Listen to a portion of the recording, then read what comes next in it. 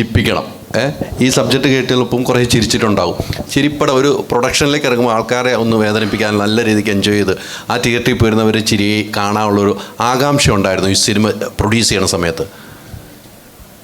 അങ്ങനെ ഭയങ്കരമായിട്ട് പ്ലാൻ ചെയ്തിട്ട് ആൾക്കാരെ ചിരിപ്പിച്ചേക്കാം എന്ന് വിചാരിച്ചിട്ട് അങ്ങനത്തെ ഒരു സ്ക്രിപ്റ്റ് നോക്കി അങ്ങനെയൊന്നും ഉണ്ടായതല്ല.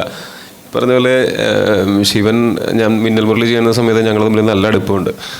അപ്പോൾ അങ്ങോട്ടും ഇങ്ങോട്ടും ഈ പറയുന്ന തമാശകൾ മനസ്സിലാവുമ്പോൾ എളുപ്പമാണ്. നമുക്ക് എപ്പോഴും ഉള്ളൊരു കാര്യം എന്താണെന്ന് വെച്ചാൽ, നമുക്ക് ഒരാളോട് ഒരു തമാശ പറഞ്ഞിട്ട് അത് എക്സ്പ്ലെയിൻ ചെയ്യേണ്ടി വരിക എന്ന് പറയുന്നതാണ് ഏറ്റവും വലിയ ഗതികേടെന്ന് പറയുന്നത്. പക്ഷെ ഞങ്ങൾ ഒരുമിച്ചിരുന്ന് സംസാരിക്കുമ്പോൾ അങ്ങോട്ടും ഇങ്ങോട്ടും പറയുന്ന തമാശകൾ രണ്ടാമതൊരു വട്ടം പറയുകയോ എക്സ്പ്ലെയിൻ ചെയ്യേണ്ടിയോ വരാറില്ല. അതെന്നാൽ അങ്ങനെ ബുക്കിൽ എഴുതി വെച്ച് കാലാകാലം പറയാവുന്ന കോമഡികളൊന്നും അല്ലല്ലോ. നമ്മൾ ആ ഒരു ഇൻസ്റ്റൻറ്റിൽ നമുക്ക് തോന്നുന്ന ഫൺ തോന്നുന്ന കാര്യങ്ങൾ അങ്ങോട്ടും ഇങ്ങോട്ടും പറയുകയും അത് മനസ്സിലാക്കുകയും അതേസമയം അതിൽ ഹേർട്ട് ആവാതിരിക്കുകയും മറ്റൊരാൾ ഹേർട്ട് ചെയ്യാൻ വേണ്ടിയിട്ട് തമാശകൾ പറയാതിരിക്കുകയും ഒക്കെ ചെയ്യുന്ന കുറേ നല്ല സുഹൃത്തുക്കൾ എനിക്കുണ്ട്. എനിക്ക് പേഴ്സണലി ഹ്യൂമർ സിനിമകൾ കാണാനായിട്ട് ഭയങ്കര ഇഷ്ടമുള്ള ഒരാളുമാണ്. എല്ലാതരം സിനിമകളും ഇഷ്ടമാണ്. പക്ഷേ ആരാണ് ഹ്യൂമർ ഇഷ്ടപ്പെടാത്തത്? എല്ലാവർക്കും ഹ്യൂമർ ഇഷ്ടമായിരിക്കും. പിന്നെ അങ്ങനെ ഒരു പ്രത്യേകിച്ച് ആൾക്കാരെ ചിരിപ്പിച്ചേക്കാം അല്ലെങ്കിൽ കരയിപ്പിച്ചേക്കാം എന്ന് വിചാരിച്ചിട്ടല്ല ഒരു സിനിമയും നമ്മൾ പ്ലാൻ ചെയ്യുന്നത്. ഈ സിനിമ ചെയ്യുന്ന സമയത്ത് ഇതിൻ്റെ ഈ ഒരു സിനിമ ഇങ്ങനത്തെ ഒരു ഡാർക്ക് ഹ്യൂമർ എന്നൊക്കെ പറയുന്ന അങ്ങനത്തെ ഒരു ജോൺറയിൽ നമ്മളൊരു സിനിമ ചിന്തിക്കുന്ന സമയത്ത് അതിനോട് മാക്സിമം നീതി പുലർത്തണം എന്നുണ്ടായിരുന്നു. അതിന് പറ്റിയ ആൾക്കാർ തന്നെയാണ് ഈ സിനിമയിൽ വർക്ക് ചെയ്തിട്ടുള്ള എല്ലാവരും. ഇപ്പോൾ നേരത്തെ പറഞ്ഞ പോലെ നമ്മളെ പ്രൊഡക്ഷൻ്റെ ഫ്ലാറ്റിൽ എല്ലാവരും കൂടെ ഇപ്പോഴും ഇരിക്കുന്നുണ്ടെങ്കിൽ അങ്ങോട്ടും ഇങ്ങോട്ടും പറയുന്ന തമാശകൾ മനസ്സിലാവുന്നതുകൊണ്ടാണ്. അപ്പോൾ അത് ഈ സിനിമയ്ക്ക് എന്താ പറയുക, അങ്ങനെ ഭയങ്കരമായിട്ട് നമ്മൾ അവകാശവാദങ്ങളോ അങ്ങനെ ഒന്നും പറയാനില്ല. ചിരി വരുത്താം എന്നുള്ളത് മാത്രമേ നമ്മൾ മുമ്പും ചിന്തിച്ചിട്ടുണ്ടായിരുന്നുള്ളൂ. ഇപ്പോൾ അതിൽ സക്സീഡ് ആവുന്ന സമയത്ത് ഞങ്ങളെല്ലാവരും ഭയങ്കര ഹാപ്പിയാണ്. നമ്മൾ ആഗ്രഹിച്ച പോലെ തന്നെ തിയേറ്ററുകളിൽ നിറഞ്ഞ ചിരി നമുക്ക് കൃത്യമായിട്ട് അറിയാം. മറ്റ് ഏതൊരു ഇമോഷനും ആണെങ്കിൽ നമുക്ക് പിന്നീട് ആൾക്കാർ അഭിപ്രായം പറയുമ്പോഴേ നമുക്കത് മനസ്സിലാക്കാൻ പറ്റുള്ളൂ. പക്ഷെ ചിരി എന്ന് പറയുന്നത് പെട്ടെന്ന് നമുക്ക് തിയേറ്ററിൽ ഇരുന്നിട്ട് ഇൻസ്റ്റൻ്റ്ലി നമുക്ക് അതിൻ്റെ റിവാർഡ് കിട്ടുന്ന പോലെയാണ്. അത് വലിയ സന്തോഷമുള്ള കാര്യമാണ്. ഈ കഥ കേട്ട് കഴിഞ്ഞപ്പോൾ ഒരു വിഷയം, ഇപ്പോൾ അവിടെ ചോദിച്ച സ്ക്രിപ്റ്റ് തന്നെ, ആ സ്ക്രിപ്റ്റുമായിട്ട് ബന്ധപ്പെട്ട് തന്നെ ഈ വിഷയങ്ങൾ കൈകാര്യം ചെയ്യുമ്പോൾ ഒരു നിർമ്മാതാവെന്ന നിലയിൽ ഭയപ്പാടുണ്ടായിരുന്നു? അല്ല, അത് തമാശയൊക്കെ ആയിട്ട് ഞങ്ങൾ പറയായിരുന്നു. സീരിയൽ കില്ലേഴ്സിനെ ഈ സിനിമയിൽ കുറേ കളിയാക്കുന്നുണ്ട്. നാളെ സീരിയൽ കില്ലർമാരെല്ലാം കൂടെ പ്രൊട്ടസ്റ്റ് ചെയ്ത് വരുമോ എന്നുള്ളതൊക്കെ അങ്ങനെയൊക്കെ ഞങ്ങൾ തമാശയായിട്ട് അങ്ങോട്ടും ഇങ്ങോട്ടും പറഞ്ഞിട്ടുണ്ടെന്നല്ലാതെ ഒരു തമാശയിലൊന്നും ഒഫൻഡഡ് ആവേണ്ട കാര്യം ഇല്ലെന്നാണ് എനിക്ക് തോന്നുന്നത്. അത് നമ്മളെല്ലാത്തിലും ഭയങ്കര സെൻസിറ്റീവായി കഴിഞ്ഞാൽ തമാശകൾ പറയാൻ പറ്റില്ല. എനിക്ക് തോന്നുന്നു അത്രയും സെൻസിറ്റീവ് ആവാതെ ഇതങ്ങനെ ആരെയും വിഷമിപ്പിക്കാനോ ഉപദ്രവിക്കാനോ വേണ്ടി അല്ലാതെ, അങ്ങനത്തെ ഒരു ഇൻറ്റൻഷൻ ഇല്ലാതെ പറയുന്ന തമാശകളെ അങ്ങനത്തെ ഒരു രീതിയിൽ ഇൻ്റർപ്രറ്റ് ചെയ്യുന്നത് അതിനോട് ചെയ്യുന്ന ഭയങ്കരമായിട്ടുള്ള ഒരു ക്രൂരതയാണ്. നമുക്ക് തമാശകൾ പറയാനുള്ള ആ ഒരു സ്വാതന്ത്ര്യം, അത് അങ്ങനത്തെ ആക്ഷേപഹാസ്യത്തിലൂടെ നമുക്ക് പല കാര്യങ്ങളും ആൾക്കാരെ ചിന്തിപ്പിക്കാനും ചിരിപ്പിക്കുന്നതിനോടൊപ്പം തന്നെ ചിന്തിപ്പിക്കാനും ഒക്കെ പറ്റുന്നതാണ്. അത് ഞങ്ങളുടെ ഒരു തരത്തിലുള്ള ഞങ്ങളുടെ ഈ സൊസൈറ്റിക്ക് വേണ്ടി നമുക്ക് ചെയ്യാവുന്നത് ആരെയും ഹേർട്ട് ചെയ്യാതെ ചിരിപ്പിച്ചുകൊണ്ട് ചില കാര്യങ്ങൾ ഓർമ്മിപ്പിക്കാം എന്നുള്ളതാണ്. അതിന് നമുക്കിങ്ങനെ ഒരു ബാക്ക്ലാഷസ് ഉണ്ടാവുമെന്നൊന്നും നമ്മളങ്ങനെ ചിന്തിച്ചിട്ടുമില്ല. അങ്ങനെ ഒന്നും ഇതുവരെ ഉണ്ടായിട്ടുമില്ല. അപ്പോൾ ഉണ്ടാവില്ലെന്ന് പ്രതീക്ഷിക്കുന്നു. മൈക്ക് വേണോ?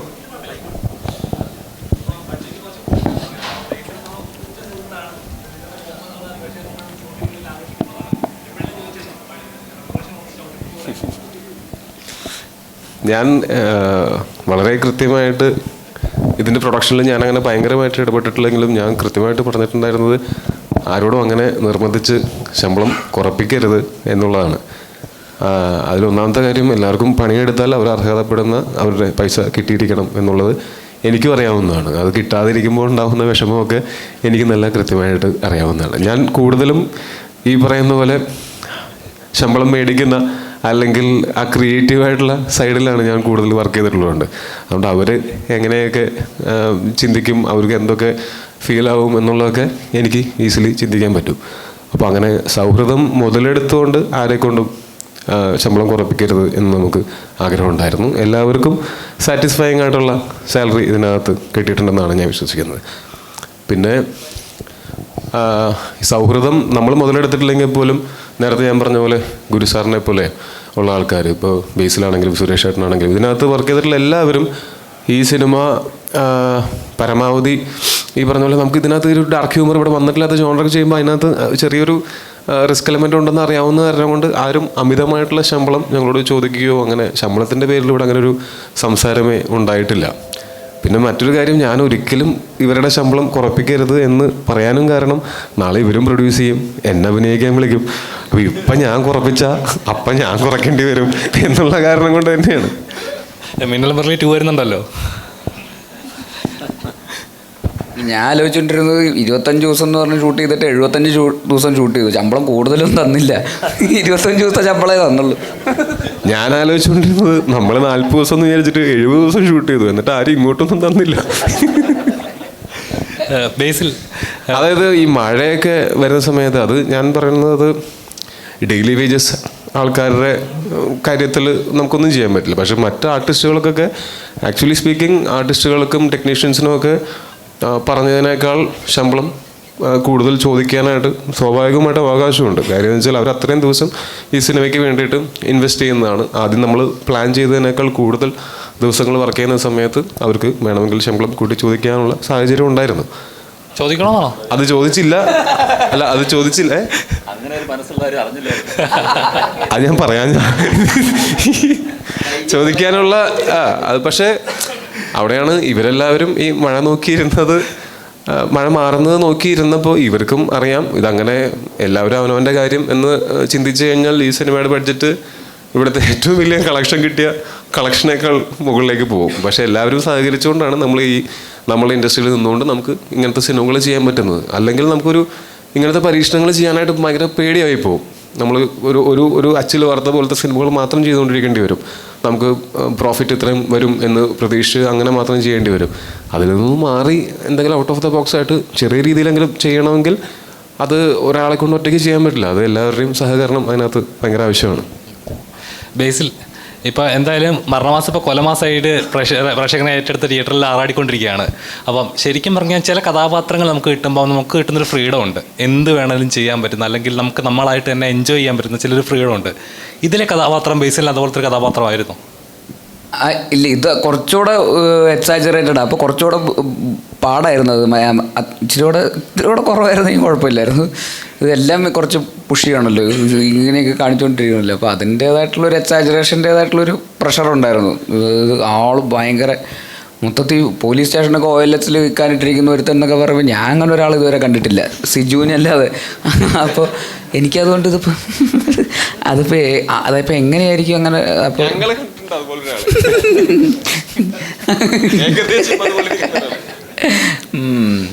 അപ്പോൾ അപ്പോൾ അതുകൊണ്ട്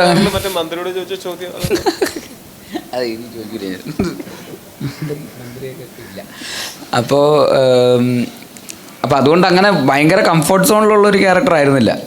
കുറച്ചുകൂടെ പക്ഷേ രസമായിരുന്നു ചെയ്യാൻ. ഈ പറയുന്നത് നമുക്ക് എന്തും വൈൽഡായിട്ടൊക്കെ ചെയ്യാം. ഈ പറയുന്ന മറ്റേ തുടക്കത്തിലൊക്കെ ഉള്ള ആൾക്കാരൊക്കെ ഇങ്ങനെ വന്ന് നിൽക്കുമ്പോൾ ഇങ്ങനെ ചെവിയോ ആൾക്കാരുടെ ആരവ് ഇങ്ങനെയൊക്കെ കേൾക്കുന്നു പറയണ പോലെ അങ്ങനെയൊക്കെ കുറച്ച് വൈൽഡായിട്ടൊക്കെ ചെയ്യാനുള്ള ഒരു ഓപ്പർച്യൂണിറ്റി ഉണ്ടായിരുന്നു. സുരേഷേട്ടാ, ശരിക്കും പറഞ്ഞാൽ ട്രെയിലർ കണ്ടപ്പോൾ തൊട്ട് ചേട്ടൻ്റെ കഥാപാത്രം എങ്ങനെ ആയിരിക്കും, ഏത് ലെവലിലായിരിക്കും എന്നുള്ള ഗ്രാഫ് നിങ്ങൾ സോഷ്യൽ മീഡിയയിൽ ഉണ്ടായിരുന്നു. ശരിക്കും പറഞ്ഞാൽ ഓഡിയൻസിൻ്റെ റിയാക്ഷൻസ് കാണുമ്പോൾ ഉണ്ടായിരുന്നു. പ്രതീക്ഷിച്ച റിസൾട്ട് തന്നെയാണോ ഓഡിയൻസിൽ നിന്ന് കിട്ടിയത്? അതിലും അധികം ഉണ്ടായിരുന്നു. നമ്മൾ എവിടെയൊക്കെ ഉദ്ദേശിച്ചിട്ടുണ്ടോ അവിടെയൊക്കെ നല്ല കയ്യടിയും ചിരികളും. നമുക്ക് സീൻ ചെയ്യുമ്പോൾ തന്നെ നമുക്കൊരു കോൺഫിഡൻസ് ഉണ്ടല്ലോ. സിജു എഴുതി വെച്ചിട്ടുള്ളതിനകത്ത് തന്നെ ഒരു ഹ്യൂമറുണ്ട്, ഓൾറെഡി ഒരു ഹ്യൂമറുണ്ട്. പിന്നെ ഞങ്ങൾ ചെയ്തിട്ടുള്ള എല്ലാ സീൻസും ഞങ്ങൾ ലൊക്കേഷനിൽ ഇമ്പ്രവൈസ് ചെയ്യുന്നുണ്ട്. അപ്പോൾ അതിനകത്ത് വേറെ യാതൊരു തരം ഈഗോയും കാര്യങ്ങളൊന്നും ഇല്ലായിരുന്നു. അതിനകത്ത് ഇയാൾക്ക് ഡയലോഗ് കൂടുന്നു, അല്ലെങ്കിൽ അയാൾക്ക് ഡയലോഗ് കൂടുന്നു, അല്ലെങ്കിൽ അതിൽ അയാൾക്ക് ചിരി കിട്ടും, അങ്ങനെയല്ല. ഇപ്പോൾ എൻ്റെ പല സീനിലൊക്കെ തന്നെ ബേസിലും ഒക്കെ തന്നെ വന്ന് ഇൻവോൾവ് ചെയ്ത് നമുക്ക് ഈ ഡയലോഗ് പറയാം, ഇങ്ങനെ കയറ്റാൻ വലത്ത് കൗണ്ടർ ഇങ്ങനെ പറയാം എന്ന് പറഞ്ഞിട്ടുള്ളൊരു കൊടുക്കൽ വാങ്ങൽ സംഗതി ഞങ്ങൾ ഈ ടീമിനകത്ത് എല്ലാ സീനിലും ഉണ്ടായിരുന്നു. അതിൻ്റെയും കൂടെയൊക്കെ ഒരു ഗുണം നമുക്ക് ആ സിനിമയിൽ കാണുന്നുണ്ട്. അല്ല വെറുതെ എഴുതി വെച്ചത് മാത്രം ചെയ്യാനല്ല. അപ്പോൾ അതിന് സ്വാതന്ത്ര്യം ഡയറക്ടറും തന്നിട്ടുണ്ട്, റൈറ്ററും തന്നിട്ടുണ്ട്. അപ്പോൾ അതുകൊണ്ട് തന്നെ കുറേ സീൻസ് ഞങ്ങൾക്ക് നല്ലപോലെ ഇമ്പ്രവൈസ് ചെയ്യാൻ പറ്റി. അപ്പോൾ ആ ചിരിയും കയ്യടികളൊക്കെ തന്നെ തിയേറ്ററിൽ കിട്ടുന്നുണ്ട്. സുരേഷ് ചേട്ടൻ ഒരു സീനിയർ ആക്ടറാണ്, ഒരുപാട് എക്സ്പീരിയൻസ് ഉള്ള ഒരാളാണ് താങ്കൾ. അപ്പം ശരിക്കും പറഞ്ഞാൽ പറഞ്ഞ സർക്കാസം എന്ന് പറയുന്നത് വലിയൊരു പണ്ട് തൊട്ടേ നമ്മൾ കണ്ടുവരുന്ന, അതായത് പിന്നെ ധൈര്യമായിട്ട് നമുക്ക് പറയാം, അത് കേൾക്കുന്ന ആളും ആ ലെവലിൽ തന്നെ അക്സെപ്റ്റ് ചെയ്യും എന്നൊരു വിശ്വാസത്തിൽ. പക്ഷേ ഇന്നത്തെ ഒരു കാലത്ത് ഒന്നും മിണ്ടിയാൽ പോലും അതെന്തായിരിക്കും ചിന്തിക്കുന്നത്, വേദനിപ്പിക്കുമോ, അയാൾ അത് തിരിച്ചെങ്ങനെയായിരിക്കും എടുക്കുന്നത് ചിന്തിച്ചിട്ട് വേണം നമ്മൾ എഴുതാനായിട്ട്.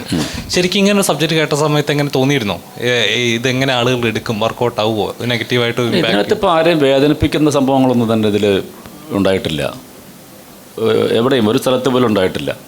നമ്മളങ്ങനെ ആരും വേദനിപ്പിക്കാൻ ഉദ്ദേശിച്ചിട്ടുമില്ല. ഇതൊരു ഒരു എൻ്റർടൈനർ അത്രയല്ലേ ഉള്ളൂ. ഫൈറ്റിൻ്റെ ഇടയിൽ ബേസിലിന് കുറച്ച് ഇടി കിട്ടിയപ്പോഴാണ് ശരിക്കും വേദനിച്ചത് നമുക്ക്. അല്ലാതെ സിനിമയിൽ സ്ക്രിപ്റ്റിലൂടെ നമ്മൾ ആരെയും വേദനിപ്പിക്കാനോ അല്ലെങ്കിൽ അങ്ങനത്തെ സബ്ജക്റ്റ് അല്ലല്ലോ ഇത്. ഇങ്ങനെ കുറേ ഉണ്ടാക്കി വെച്ചിട്ടുള്ള ഒരു കാർട്ടൂൺ ക്യാരക്ടേഴ്സാണ്, അത്രയേ ഉള്ളൂ. സോഷ്യൽ മീഡിയയിൽ കൺവിൻസി സ്റ്റാർ എന്ന് പറഞ്ഞിട്ട് ഒത്തിരി വൈറലായിരുന്നു. അതിനുശേഷം ഇങ്ങനെയൊരു കോമഡി ഷോയിലേക്ക് മറ്റുള്ളൊരു ഡയറക്ടേഴ്സ് വിളിക്കാൻ അതൊരു കാരണമായിട്ടുണ്ട്. അല്ല, അതിനു മുമ്പും അതായത് ഈ സിനിമയുടെ പ്രൊമോഷൻ ഉപയോഗിക്കാൻ വേണ്ടിയിട്ട് ഞങ്ങൾ പ്ലാൻ ചെയ്ത ഞങ്ങളുടെ പ്രൊപ്പഗാൻഡയാണ് ഇദ്ദേഹത്തിനെ കൺവിൻസ് ആക്കുക എന്നുള്ളത്. സിനിമയിൽ കോമഡി ക്യാരക്ടറുടെ സുരേഷൻ അങ്ങനെ വന്നിട്ടില്ല. അതെ. അത് ഈ സിനിമയിൽ അത് ഉപകാരപ്പെട്ടുള്ളതാണ്. ഇല്ല, എനിക്കതിൻ്റെ തുടക്കം എനിക്കിപ്പോൾ ഞാൻ പറഞ്ഞില്ലേ, ഇതിൽ ഒരു ബസ് കണ്ടക്ടർ, ബസ് ഡ്രൈവറുടെ ഒരു വേഷമാണ്. എന്നെ കണ്ടിട്ട് വേറൊരാൾ ഇങ്ങനെ ഒരു ബസ് ഡ്രൈവറുടെ വേഷത്തിൽ വിളിക്കുന്ന എനിക്ക് തോന്നുന്നില്ല. ഞാൻ ആലോചിച്ചപ്പോൾ എനിക്ക് തോന്നുന്നത് ഞങ്ങൾ നടികർ എന്ന ഒരു സിനിമയിലായിരുന്നു ഞാൻ ടോവിയൊക്കെ കൂടുതൽ അടുക്കുന്ന ഒരു സമയം. അപ്പോൾ ടോവിയാണ് ഇതിൻ്റെ പ്രൊഡ്യൂസർ. ചിലപ്പോൾ അങ്ങനെ ഒരു ക്യാരക്ടർ ലിസ്റ്റ് വന്നപ്പോഴത്തേക്കും ചിലപ്പോൾ ഒരു സജഷൻ പറഞ്ഞിട്ടുണ്ടായിരിക്കണം, അതിന് സംവിധായകനും ഓക്കെ പറഞ്ഞിട്ടുണ്ടായിരിക്കണം, അങ്ങനെയായിരിക്കും. അല്ലാതെ ഇപ്പോൾ അതായത് സുരേഷ് ചേട്ടനെ ഞാനും പേഴ്സണലി പരിചയപ്പെടുന്ന ഒരു 2 കൊല്ലമൊക്കെ ആയിട്ടുള്ളൂ. ഞങ്ങൾ തമ്മിൽ പേഴ്സണലി ഒരുമിച്ച് അത്രയും സമയം ചിലവഴിച്ചിട്ടൊക്കെ. ഈ നടികറിനും കുറച്ച് മുമ്പ് നമ്മളങ്ങനെ ആണ് ഞങ്ങൾ പരിചയപ്പെട്ടതും സമയം സ്പെൻഡൊക്കെ ചെയ്തിട്ടുള്ളത്. അപ്പോൾ എനിക്ക് പേഴ്സണലി എൻ്റെ എക്സ്പീരിയൻസ് എന്ന് വെച്ചാൽ നമ്മൾ ഈ സിനിമയിൽ കാണുന്ന സുരേഷ് ചേട്ടനെ അല്ല, അല്ലെങ്കിൽ സുരേഷ് ചേട്ടനെ അങ്ങനെ ഒരു സ്റ്റീരിയോ ടൈപ്പ് ചെയ്തിട്ടുണ്ടെന്ന് തോന്നുന്നു പലപ്പോഴും. ഈ പറഞ്ഞ പോലെ കൺവിൻസിങ് സ്റ്റാർ എന്ന് പറഞ്ഞിട്ടും അല്ലെങ്കിൽ എന്തെങ്കിലും വില്ലൻ വേഷങ്ങളിലോ ചതിക്കുന്ന ആളായിട്ടോ അങ്ങനെയൊക്കെ കുറേ നമ്മൾ കണ്ടിട്ടുണ്ട്. പക്ഷേ നേർ വിപരീതമാണ് പുള്ളി. ശരിക്കും ഒരുമിച്ച് നമ്മൾ സംസാരിക്കുന്ന സമയത്ത് അങ്ങനത്തെ ഒരു സീരിയസ് ആയിട്ടുള്ള ഒരാളോ അങ്ങനത്തെ ആളുമല്ല. നമുക്ക് എല്ലാവർക്കും കൂടുതൽ സമയം സ്പെൻഡ് ചെയ്യാനായിട്ട് ഭയങ്കര ഇഷ്ടമുള്ള ആളാണ് സുരേഷ് ചേട്ടൻ. തങ്കക്കുടമാണെന്നാണ് ഞങ്ങൾ അങ്ങോട്ടും ഇങ്ങോട്ടും സുരേഷ് ചേട്ടനെ പറ്റി പറയുമ്പോൾ. പൂക്കിയാണ് അത് ഒരാളോട് നമുക്കങ്ങനെ ഒരു ഇഷ്ടം തോന്നുന്നതെന്ന് വെച്ചാൽ അവരോട് സമയം സ്പെൻഡ് ചെയ്യുമ്പോൾ ഒരു നെഗറ്റിവിറ്റിക്കും അവിടെ യാതൊരു സ്ഥാനവുമില്ല. ഇതുവരെ സുരേഷ് ചേട്ടൻ ആരെയെങ്കിലും പറ്റി മോശപ്പെട്ട കാര്യങ്ങൾ പറയുന്നതോ ആരെയെങ്കിലും കുറ്റം പറയുന്നതോ അങ്ങനത്തെ ഒരു രീതിയിലുള്ളൊരു വികാരഭരിതമായിട്ട് അങ്ങനെ സംസാരിക്കുന്നു ഒന്നും ഞാൻ കണ്ടിട്ടില്ല. എല്ലാ കാര്യങ്ങളെയും ഭയങ്കര ലൈറ്റായിട്ടും അതിൻ്റെ ഒരു ഹ്യൂമർ സൈഡിൽ വരുന്നത്. അതിപ്പോൾ ഏത് പ്രായത്തിലുള്ള ആൾക്കാരുടെ കൂടെ വേണമെങ്കിലും ഇരുന്ന് ചില്ല് ചെയ്യാവുന്ന പോലത്തെ അങ്ങനത്തെ ഒരു ആളാണ് സുരേഷ് ചേട്ടൻ. പക്ഷെ ആ ഒരു സുരേഷ് ചേട്ടൻ്റെ ആ ഒരു സൈഡ് ഇത്രയും കാലമായിട്ടും എന്തുകൊണ്ടാണ് എക്സ്പ്ലോർ ചെയ്യപ്പെടാത്തത് എന്നുള്ളതാണ് ഞാൻ പുള്ളിനെ പരിചയപ്പെട്ടപ്പോൾ മുതൽ ചിന്തിച്ചിട്ടുള്ളത്. നടികർ ചെയ്യുന്ന സമയത്തും ഞങ്ങൾ ചിന്തിച്ചിട്ടുള്ളത് എന്തുകൊണ്ട് ഇത്രയും കാലമായിട്ടും അത് എക്സ്പ്ലോർ ചെയ്യപ്പെട്ടിട്ടില്ല എന്നുള്ളതാണ്. അപ്പോൾ ഈ ക്യാരക്ടറിന് ജിക്കു എന്ന് പറയുന്നത് റോപ്പിന്ന് ഇറക്കിയിട്ട് വേണം അത് എക്സ്പ്ലോർ ചെയ്യാനായിട്ട്. അപ്പോൾ ജിക്കു എന്നുള്ളൊരു ക്യാരക്ടർ വന്നപ്പോൾ അതിൽ സുരേഷ് ചേട്ടൻ എന്നുള്ളൊരു ഓപ്ഷൻ വന്നപ്പോൾ നമുക്ക് ആർക്കും അതിനകത്ത് യാതൊരു ഡൗട്ടും ഉണ്ടായിരുന്നില്ല. ടോവിനോ,